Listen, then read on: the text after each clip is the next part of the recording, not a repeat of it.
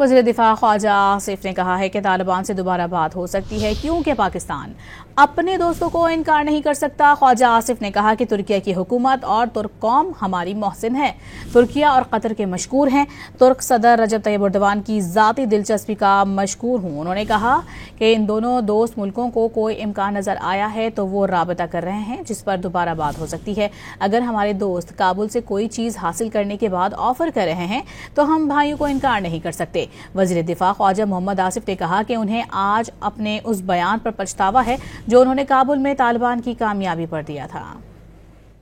वज़ीर दिफा ख्वाजा आसिफ ने कहा है कि तालिबान से दोबारा बात हो सकती है क्योंकि पाकिस्तान अपने दोस्तों को इनकार नहीं कर सकता। ख्वाजा आसिफ ने कहा कि तुर्किया की हुकूमत और तुर्क कौम हमारी मोहसिन है। तुर्किया और कतर के मशकूर हैं।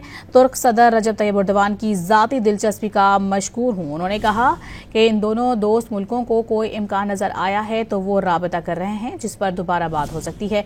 अगर हमारे दोस्त काबुल से कोई चीज़ हासिल करने के बाद ऑफर कर रहे हैं तो हम भाइयों को इनकार नहीं कर सकते। वज़ीर दिफा ख्वाजा मोहम्मद आसिफ ने कहा कि उन्हें आज अपने उस बयान पर पछतावा है जो उन्होंने काबुल में तालिबान की कामयाबी पर दिया था।